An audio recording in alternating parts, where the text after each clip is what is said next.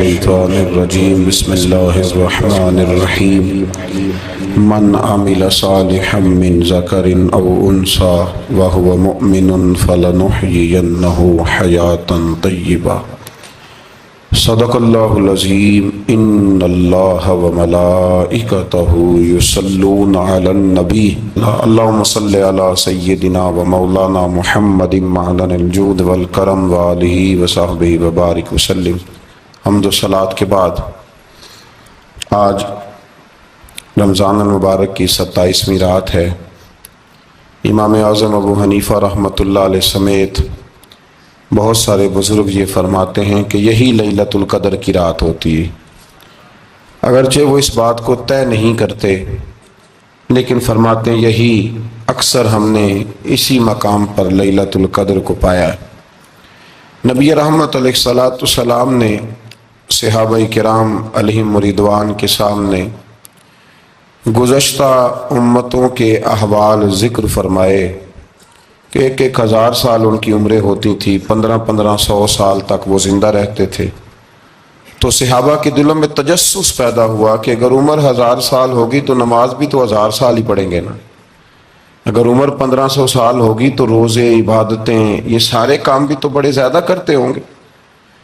تو یہ شوق جب پیدا ہوا تو اللہ کریم نے فرمایا کہ محبوب میں ایک رات دیتا ہوں، لیلۃ القدر خیر من الف شہر، جو رات ایک ہوگی پر 1000 مہینے سے بہتر ہوگی، 1000 مہینے سے۔ یہ رات اگر کسی کو میسر آ جاتی ہے اور پھر وہ صدق دل کے ساتھ، یعنی توجہ کے ساتھ، انہماک کے ساتھ، احتساب کی نیت سے، گناہوں کی معافی کی نیت سے اگر وہ اس رات کا قیام کرتا ہے، عبادت کرتا ہے، ذکر کرتا ہے، دعا کرتا ہے، تو محبوب کریم علیہ السلام نے وعدہ فرمایا ہے کہ اللہ اس کے پچھلے سارے گناہوں کو معاف فرما دے گا۔ دین، شریعت، قرآن، اسلام یہ بحث کرنے نہیں آیا دنیا میں۔ علماء جو بحث کرتے ہیں وہ توضیحات کے لیے، تشریحات کے لیے، تفاسیر کے لیے، وہ ان کا مقام ہے، لیکن ہم جو عوام بحث کرتے ہیں تو سمجھ لیں کہ دین بحث کرنے کے لیے نہیں آیا، دین تو عمل کرنے کے لیے آیا، اس پر عمل کیا جائے گا، عمل کی کوشش کی جائے گی۔ اور قرآن مجید نے کہا من عمل صالحا من ذکر او انثی، جو کوئی بھی اچھے عمل کرے چاہے وہ مرد ہو یا عورت ہو، وہو مؤمن، شرط یہ ہے کہ وہ مومن ہو، فَلَنُحْيِيَنَّهُ حَيَاةً طَيِّبَةً، فرمایا ضرور ہم اسے پاکیزہ زندگی عطا فرما دیں گے۔ جو عمل والے لوگ ہوتے ہیں انہیں اللہ کون سی زندگی دیتا ہے؟ حیات طیبہ، پاکیزہ زندگی۔ اللہ پاک، صاف ستھری، غلاظتوں سے پاک زندگی دیتا ہے جو بندہ عمل کرتا ہے۔ توبہ کا مطلب یہ ہوتا ہے کہ میں پچھلے گناہ پہ شرمندہ ہوں اور آئندہ نہ کرنے کا پکا وعدہ کرتا ہوں۔ انسان ہے، وعدے کے باوجود بھی کہیں غلطی کر لیتا ہے تو اللہ معاف کرنے والا ہے، لیکن وہ ساری رات روتا رہا، ہر مسجد سے چیخنے کی آواز آئی، اس نے ساری رات مسجد میں رو کے گزاری، لیکن جھوٹ چھوڑنے کا اس کا ارادہ ہی کوئی نہیں۔ وہ تو کہہ رہا ہے 3 دن کا رمضان رہ گیا ہے، پھر میں نے دیکھ نہیں لینا تمہیں۔ فساد چھوڑنے کا اس کا پروگرام ہی کوئی نہیں۔ وہ تو میاں طے شدہ بات ہے کہ سویرے وہ دکان پہ جائے گا اور صبح جو بیسن بیچے گا نا سموسے اور پکوڑے کے لیے، اس میں بھی ملاوٹ کرنے کا ارادہ رکھتا ہے۔ تو یہ ساری رات توبہ توبہ کہنے کا کیا مطلب ہوا؟ کھل کے ساری رات اس نے توبہ توبہ کی۔ حضرت عمر فاروق رضی اللہ تعالیٰ عنہ کے بارے میں امام ابن جوزی نے لکھا ہے کہ رات کو نا گھر کے اندر بیٹھے بیٹھے اچانک رو پڑے حضرت عمر، 62 سال عمر ہے، خلافت کے آخری ایام چل رہے تو رو پڑے ایسے ہی گھر میں بلا وجہ ہی۔ آپ کی اہلیہ نے، زوجہ نے بیٹے کو اٹھایا، فرمایا پتہ کرو تمہارے باپ کو کیا مسئلہ ہے، کہیں کوئی تکلیف تو نہیں، درد تو نہیں، صاحبزادے آئے، ابا جی کیا بات ہے؟ فرمایا اماں کو بلاؤ۔ سب لوگ جمع ہو گئے تو جناب عمر فاروق رضی اللہ تعالیٰ عنہ فرمانے لگے کہ بیٹھو میرے ارد گرد۔ سب بیٹھ گئے تو فرمانے لگے آج جب میں مسجد سے نکلا تھا تو میرے نبی پاک کے سچے صحابہ، سچے رسول کے سچے صحابہ، حضور کے سچے غلام یہ کہہ رہے تھے کہ عمر بڑا ہی اچھا ہے، عدل والا ہے، انصاف والا ہے۔ تو ابا جی اس میں رونے والی کیا بات ہے؟ تو فرمانے لگے ڈر یہ لگتا ہے کہ باہر تو میں اچھا تھا، کہیں گھر میں تو نہیں کوتاہیاں کرتا رہا۔ میری بات پہ توجہ کرنا، کہیں گھر میں آپ باتیں سن لیں تو شاید جتنی میں کرتا ہوں دوسرا کاری کوئی نہ سکے، لیکن جب عمل کے راستے پہ ہم نکلتے ہیں تو وہ مسدود ہے، وہ بند ہے۔ عمل کس نے کرنا ہے؟ آپ کوئی آیت پڑھیں تو یہاں غلطی نکالنے والے 20 لوگ مل جائیں گے، 20 لوگ، لیکن اس آیت پہ عمل کرنے والے کتنے ملیں گے؟ تو حضرت عمر فاروق رو رہے تھے، کہنے لگے کہیں تمہارے حقوق تو نہیں پامال کرتا رہا؟ تو آپ کی اہلیہ نے جب سنا تو وہ کہنے لگی عمر مجھے تو بڑا پرانا شکوہ ہے، آپ کا جاہ و جلال اتنا تھا میں بات نہیں کر سکی۔ عمر تم نے سارا دن مسجد میں گزار دیا اور ساری رات نقاب اوڑھ کے مدینے کی گلیوں میں گزار دی، میں تو زندگی کی کوئی خوشی دیکھ ہی نہیں سکی۔ چاہ تو میرے اندر بھی تھے نا کہ میرا شوہر کچھ گھڑیاں بیٹھتا، کہیں مجھے لے کے جاتا، تو میں تو کچھ نہیں دیکھا، مجھے بڑا شکوہ ہے۔ تو حضرت عمر کہنے لگے چل اللہ کی رضا کے لیے معاف کر دے۔ بھئی معافی بیوی سے نہیں مانگی جا رہی، معافی اپنی غلطی کی مانگی جا رہی، یہ سمجھ لیں۔ بیوی کے لیے تو خاوند کا بہت بڑا مقام ہے نا، لیکن یہاں غلطی کس بات کی ہے؟ اپنی کمزوری پر غلطی کا اعتراف کر کے معذرت کا سوال کیا جا رہا ہے۔ تو حضرت عمر کہنے لگے معاف کر دے، تو اہلیہ کہنے لگی میں نہیں معاف کرتی، میری شرط پوری کریں۔ فرمایا وہ کیا؟ فرمانے لگی قیامت میں جب اللہ آپ کے لیے جنت کا حکم دے گا تو آپ میری سفارش کریں گے اللہ کی بارگاہ میں؟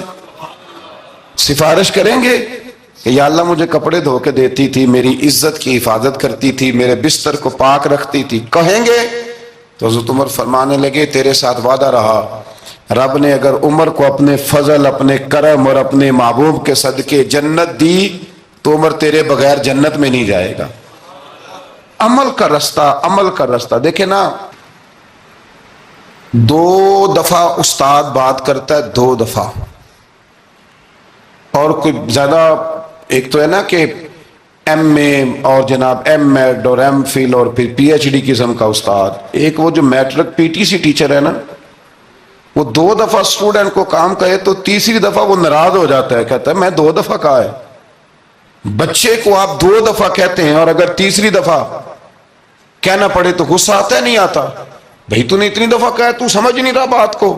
اور اگر اللہ کریم قرآن مجید میں سینکڑوں دفعہ کہے نماز پڑھو، سینکڑوں دفعہ، اور یہ بہانے کر رہا ہے، یہ بھی پروگرام بنا رہا ہے، پھر کہتا ہے میں بے چین رہتا ہوں، میں بے قرار رہتا ہوں۔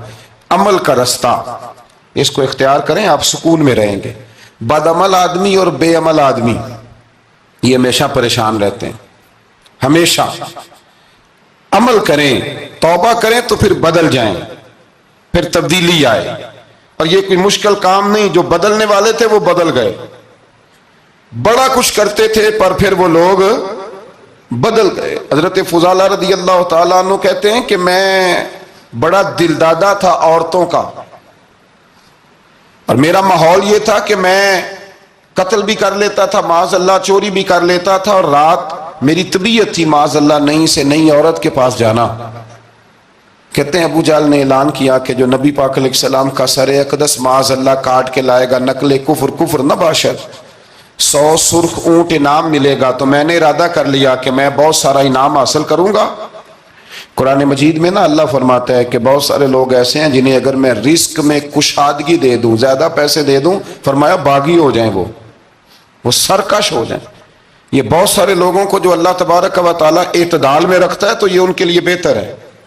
ہر بندہ دولت کے ہوتے ہوئے نیک ہو سکتا، تو یہ اللہ اگر رکھتا ہے نا اعتدال میں تو شکر کرے اللہ کا، ورنہ تو لوگ عیاشیاں کریں، پتہ نہیں کیا کچھ کر گزرے۔ تو حضرت فضالہ کہتے ہیں کہ میں نے خنجر تیار کیا اور میں نے بغل میں اس کو چھپایا، اوپر میں نے چادر اوڑھ لی۔ اب مجھے پتا تھا ظہر کی نماز کے بعد نبی پاک صلی اللہ علیہ وسلم طواف کعبہ کے لیے، بیت اللہ شریف کے طواف کے لیے جاتے ہیں۔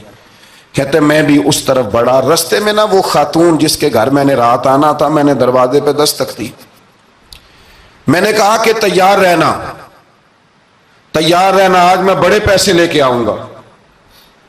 اسے میں نے یہ کہا اور پھر میں چلا گیا بیت اللہ شریف کا طواف کرنے۔ کہتے ہیں اللہ کے محبوب بھی طواف کر رہے تھے تو میں نے بھی طواف شروع کر دیا۔ ارادہ یہ تھا کہ جہاں نبی پاک علیہ السلام میرے قریب سے گزریں گے تو موقع پا کر میں حضور کے جسم اقدس پر خنجر کھونپ دوں گا اور معاذ اللہ شہید کر دوں گا۔ کہتے ہیں حضور ایک دفعہ بھی میرے پاس سے گزرے تو میں ہمت نہ کر سکا، دوسری دفعہ بھی پاس سے گزرے تو میں ہمت نہ کر سکا، تیسری دفعہ بھی گزرے تو میں ہمت، نبی کریم صلی اللہ علیہ وسلم 2-3 دفعہ گزرے تو فرماتے ہیں کہ مجھے موقع نہ ملا، اس لیے کہ حضور فرماتے ہیں اللہ نے روب کے ساتھ میری مدد فرمائی، دشمن پر میرا روب طاری ہو جاتا ہے۔ فرماتے ہیں جب چکر پورے ہو گئے تو محبوب کریم نہ چھٹے چکر پہ فرمانے لگے فضالہ چکر ایک رہ گیا ہے، بے خبر ہو جو غلاموں سے وہ آقا کیا ہے، ایک پھیرا رہ گیا ہے۔ کہتے ہیں طواف مکمل ہو گیا تو محبوب میرے قریب آئے، فرمایا وہ کام کرتے کیوں نہیں جس کے لیے آئے تھے؟ میں نے عرض کی یا رسول اللہ کون سا کام، کیسا کام؟ اندر تو چور تھا نا، بانج فقیروں کسے نہیں ماریا اے ہوئی چور اندر دا، اندر چور تھا نا۔ کہتے ہیں حضور نے مجھے کندھے سے پکڑ کے ہلایا، فرمایا کرتے کیوں نہیں؟ جب حضور نے ہلایا تو وہ خنجر بھی پیروں میں گرا اور میں بھی رسول اللہ کے پیروں میں گر گیا۔ میں نے کہا حضور مجھے کلمہ پڑھا دیں۔ کہتے ہیں حضور نے پہلے میرے دل پہ دست مبارک پھیرا، پھر میرے نبی نے مجھے کلمہ پڑھا دیا۔ اب نہ مرید ہونے والا کہتا ہے کہ جی آہستہ آہستہ میں ٹھیک ہو جاؤں گا، اب وہ آہستہ آہستہ کا کیا ترجمہ ہے یہ بالکل سمجھ نہیں آتی۔ بھئی کسی بندے سے 5 لاکھ روپیہ لینا ہے تو اس سے وہ کہتا ہے جی میں آہستہ آہستہ دوں گا، 500 روپیہ دے دیا کروں گا روز کا، تو کہتے ہیں میری رقم خراب ہوتی ہے، پورے دو۔ اور نیکی کی بات جب آتی ہے تو کہتے ہیں حضرت صاحب دین اتنا سخت نہیں ہے، میں آہستہ آہستہ ٹھیک ہو جاؤں گا۔ اب میں مغرب عشاء پڑھنی شروع کر دیا میں نے، اب میں تسبیح لے لی ہے کل میں نے، بھی آہستہ آہستہ میں ٹھیک ہو جاؤں گا۔ یعنی رقم لینی ہو تو وہ آہستہ آہستہ قبول نہیں ہے، لیکن اور مکان کی رجسٹری اگر کرانی ہو تو مالک مکان کہے گے آہستہ آہستہ کرا لو، کہتے ہیں پیسے پورے دیے، سویرے چل اور بیان دے، یہ کیا بات ہوئی؟ یہاں یہ جو ہمارا ماحول تھا نا کر لیں گے ہو جائے گا، یقین کریں لوگ قبروں میں چلے گئے ہیں پر مسجدوں میں نہیں آئے، ہر کام سے لوگ ریٹائر ہوئے پر گناہوں سے ریٹائر نہیں ہوئے، آخر تک تباہی اتر گئی لیکن لوگ بدلنے کو تیار نہ ہوئے۔ حضرت فضالہ کہتے ہیں ابھی میں نے کلمہ پڑھا، ابھی میں واپس آیا، رستے میں وہ بی بی کھڑی تھی، کہتے ہیں میں وہ شخص تھا کہ عورتیں مرتی تھی میرے اوپر اور کسی کی جرت تھی کہ وہ آئیں بائیں شائیں کرے، لیکن فرماتے ہیں میں بی بی کے پاس سے گزر گیا،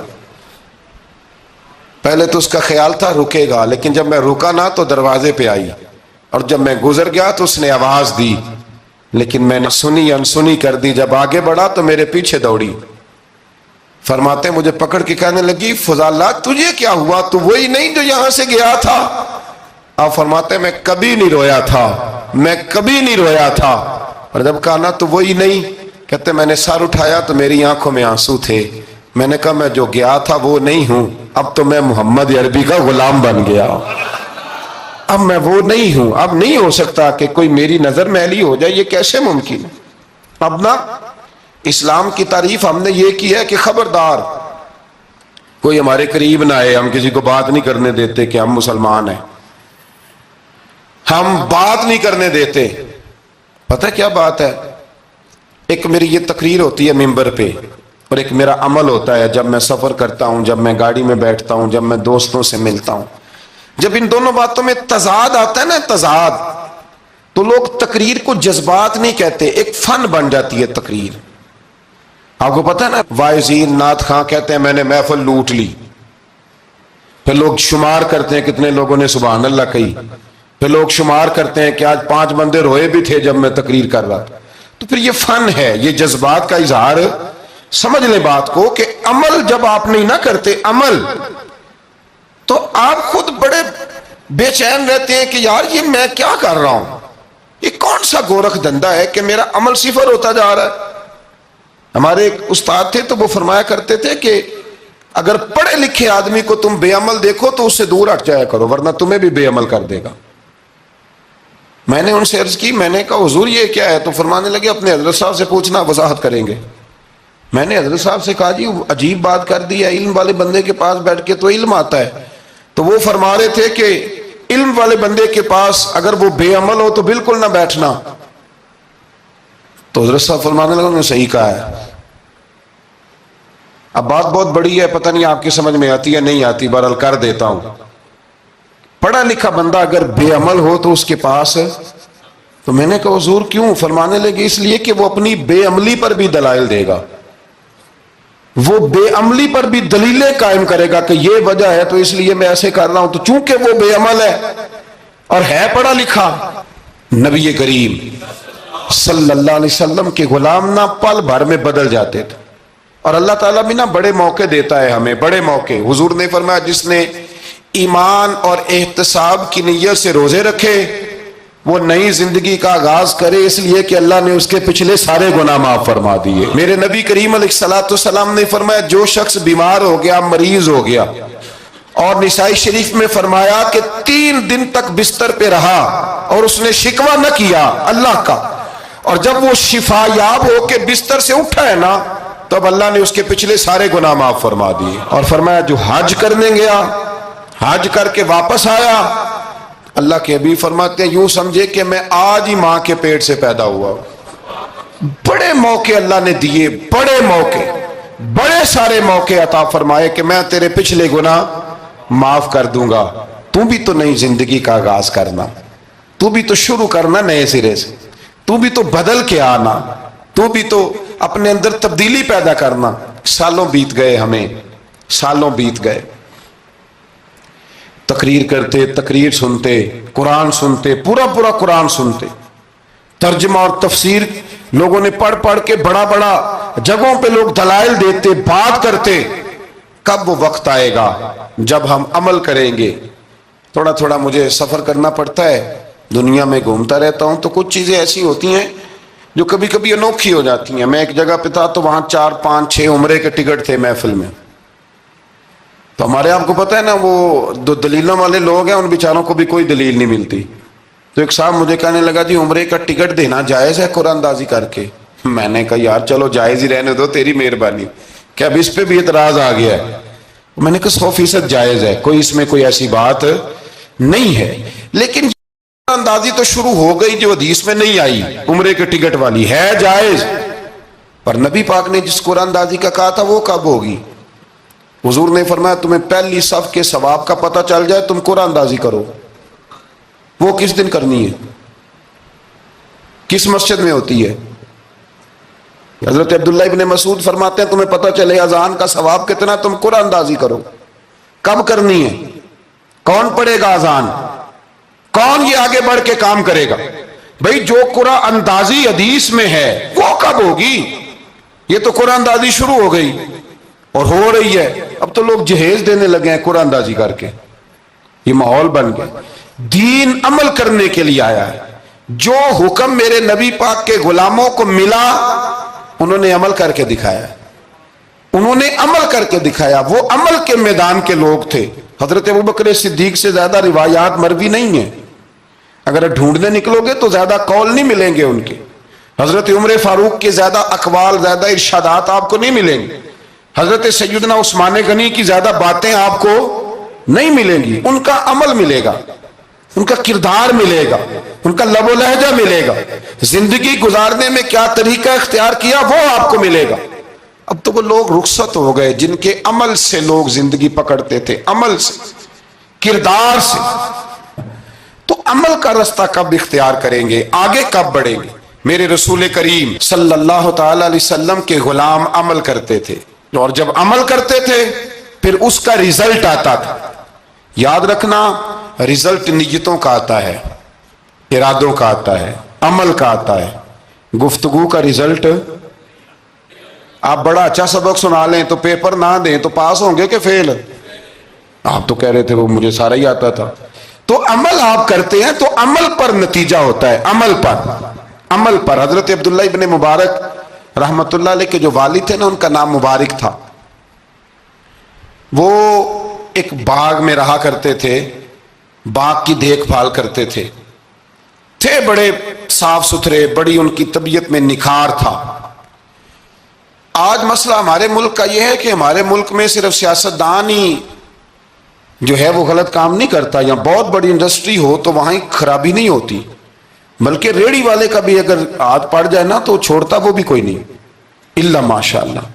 وہ بھی جو اچھے اچھے آم ہوتے ہیں وہ فرنٹ پہ لگائے ہوتے ہیں، اس نے دکھانے کے لیے اور ہوتے ہیں اور دینے کے لیے اور ہوتے ہیں، اور وہ کہتا ہے کہ یہ بھی تو میں نے بیچنے ہیں نا، تو بھئی اگر یہ بھی بیچنے تھے تو اکٹھے لگانے چاہیے تھے، لیکن معیار ہے نا ہمارا، عمل کا رستہ مسدود ہے۔ حضرت مبارک جو تھے وہ مالی کے طور پر غریب آدمی تھے تو کام کاج کرتے تھے۔ تو ایک دن باغ کا مالک آ گیا،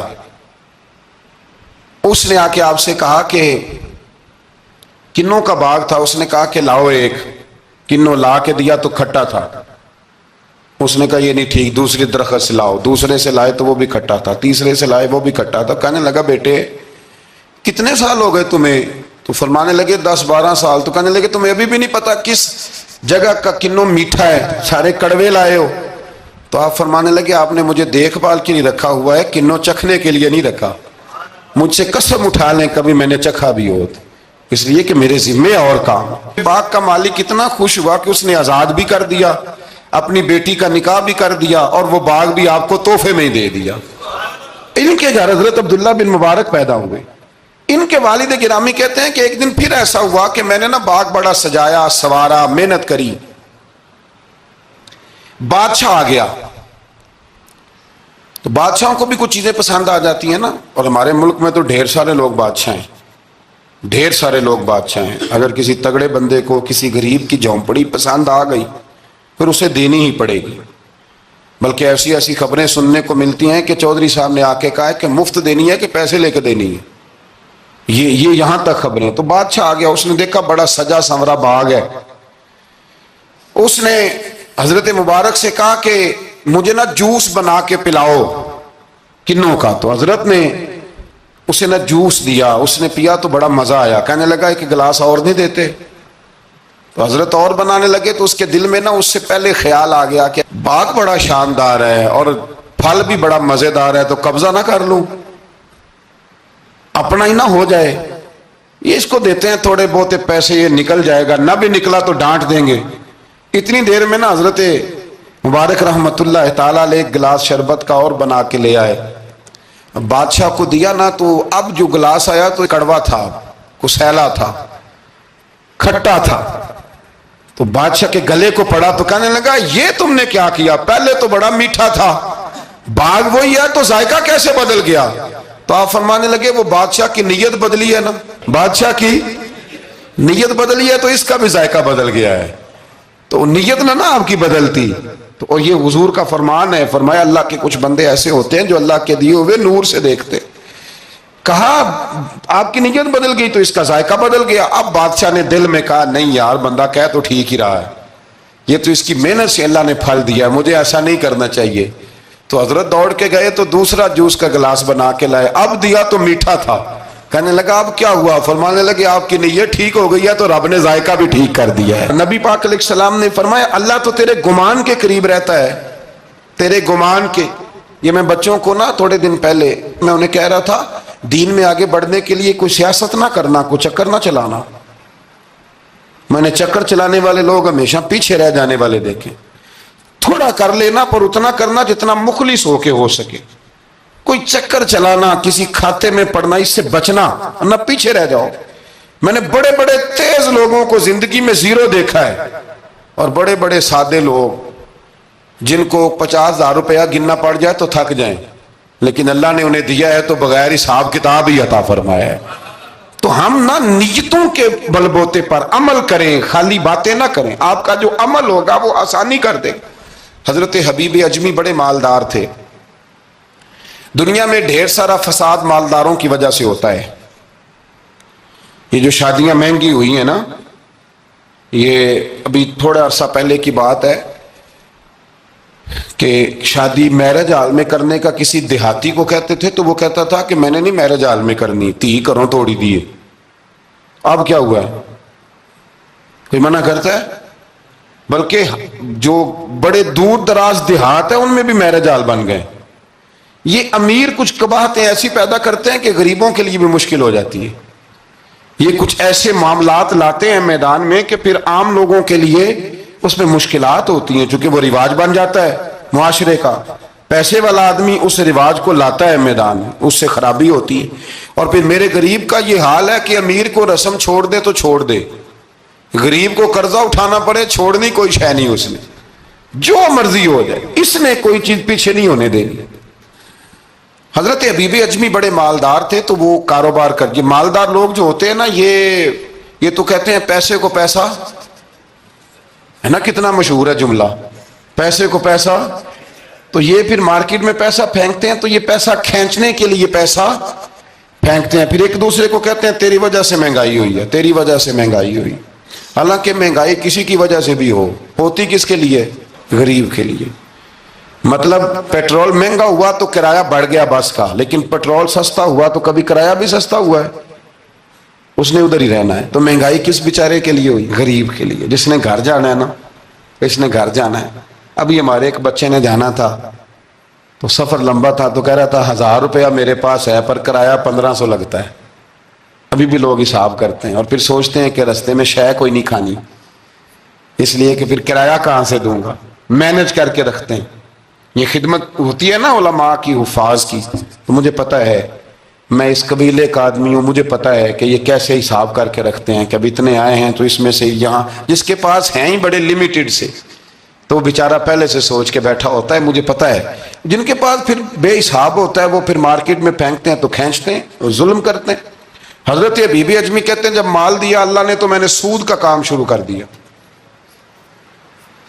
اب سود والوں کے پاس بھی بڑی دلیلیں ہیں، انشورنس والوں نے بھی فتوے رکھے ہوئے ہیں، وہ آگے فتویٰ دکھاتے ہیں، وہ کہتے ہیں جناب فتویٰ، تو میں نے کہا کہ فتویٰ مارکیٹ میں میری طرح کے مولوی ہیں میاں، اب کیسی بات کرتے ہو، فتویٰ تو مل ہی جاتا ہے، لیکن نبی کریم علیہ السلام کا وہ فرمان ذہن میں رکھنا کہ حضور نے فرمایا ایک حلال ہے تو ایک حرام ہے، ایک میں شک ہے۔ اللہ کے نبی فرماتے ہیں تم نے شک والی چیز سے بھی بچنا ہے، اس میں مشکوک ہو گیا نا کہ پتہ نہیں۔ اب دیکھیں نا علماء کا یہاں اختلاف ہے، جو جائز کہتے ہیں قابل احترام ہے، لیکن جو ناجائز کہتے ہیں ان کے بھی تقوی میں کوئی شک، تو شک آ گیا نا اس بات میں، تو حضور نے فرمایا تم شک والی چیز سے بھی بچو۔ حضرت حبیب اجمی کہتے ہیں میں سود کا دھندا کرتا تھا، بڑا سود لاتا تھا،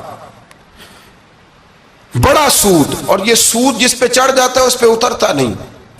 پاکستان کا بھی بنیادی مسئلہ یہ ہے کہ سود اتنی بڑی نحوست ہے کہ یہ اللہ رسول سے جنگ ہے، کیونکہ بہت زیادہ سود ہم دیتے ہیں۔ اس لیے میں تو آپ کو پتہ ہے جو کوئی برا کام کرے اس کو برا کہنا چاہیے، حکومتی لیول پر تنقید اس لیے اچھی ہوتی ہے کہ لوگوں تک جب پہنچتی ہے تو فائدہ دیتی ہے، لیکن جو بندہ اچھا کام کرے اس کی اچھائی کو بھی بیان۔ حضرت حبیب اجمی رحمۃ اللہ تعالیٰ علیہ فرمانے لگے کہ سود کا کاروبار میں نے شروع کر دیا اور بڑا وسیع تھا میرا کام سود کا، میں سود لیتا تھا، سود پہ گزارا ہوتا تھا۔ میری بیوی مجھے سمجھاتی تھی کہ یہ سود ہے، یہ حرام ہے، یہ غلط ہے، اس سے بچو۔ کہتے ہیں وہ کئی دفعہ مجھے کہتی تو میں ڈانٹ دیتا۔ ایک دن نا میں سود کے پیسے لے کے نا آ رہا گھر، اس کا میں نے گوشت خریدا، بیوی کو دیا کھانا پکانے کے لیے، تو اس نے ہنڈیا چولہے پہ رکھی، کہتے اس نے ذرا اس کے اندر چمچہ جو چلایا ہنڈیا میں، تو وہ لایا میں گوشت تھا پر سارے کا سارا خون بن گیا، خون بن گیا سارے کا سارا۔ اللہ اکبر۔ کہتے ہو میری بیوی چیخیں مارنے لگی اور لا کے میرے آگے رکھا، کہنے لگے یہ تیرے سود کے پیسے خون بن گئے، آ تجھے بھی پلاؤں اور تیرے بچوں کو بھی۔ وہ کہتے ہیں نا کچھ لوگ کے گھر کے کونے سے چیخنے کی آواز آتی ہے تو سارے پیر بلائے یا فرق کوئی نہیں پڑتا، تو میں کہتا ہوں پھر غور کر لو، شاید اس کونے میں کسی یتیم کے پیسے لگ گئے ہوں، کسی بیوہ کی آہیں ہوں۔ اگر اس رقم کی کوئی گھر بن جائے نا تو پھر ساری دنیا کے پیر جمع کرو تو چیخنے کی آوازیں بند نہیں ہوا کرتی۔ حضرت حبیب اجمی رحمۃ اللہ تعالی علیہ فرمانے لگے کہ وہ جب بن گیا نا خون، تو اب میرے اندر نا چوٹ لگی کہ یار اگر دنیا میں اللہ تعالیٰ مجھے نظارے دکھا رہا ہے تو آخرت میں میرا کیا بنے۔ کہتے ہیں میں درد کے ساتھ باہر نکلا، بچے گلی میں کھیل رہے تھے، جب ان کے قریب سے گزرنے لگا نا تو ہم تو کہتے ہیں نا لوگ حسد میں بات کرتے ہیں، لیکن ایسی بات نہیں ہے۔ کچھ شریر لوگ ہوتے ہیں جو حسد میں بات کرتے ہیں، پر دیکھنا چاہیے کہ لوگ ہمارے بارے میں کیا کہتے ہیں۔ انتم شہداء اللہ فی الارض، حضور نے فرمایا تم زمین پر اللہ کے گواہ ہو، مومن جو تمہارے بارے میں کہے کان لگا کے سنو، لوگ تمہیں میں کیا کہتے ہیں، کن لفظوں سے یاد کرتے ہیں؟ جن لفظوں سے لوگ دنیا میں یاد کرتے ہیں، مرنے کے بعد بھی انہی لفظوں سے یاد کریں گے، انہی لفظوں سے۔ کوئی تمہارے لیے ہاتھ اٹھا کے دعا نہیں کرے گا۔ ہاں اگر تم نے خیر کی ہوگی تو پھر لوگ گلیوں سے نکل نکل کے آئیں گے، پھر لوگ روئیں گے کہ بندہ بڑا تھا۔ تو حبیب اجمی کہتے ہیں میں باہر نکلا تو بچے کھیل رہے تھے، تو ایک بچہ ان میں سے کہنے لگا پیچھے ہٹ جاؤ، پیچھے ہٹ جاؤ، بڑا ظالم ہے، بہت بڑا سود خور ہے۔ چھوٹا بچہ، ایسا نہ ہو کہ اس کے پیروں سے مٹی اڑے اور ہمارے کپڑوں پہ پڑ جائے تو ہمیں بھی نحوست ملے، چھوڑو سودیہ۔ کہتے ہیں میرے دل پہ اور چوٹ لگی۔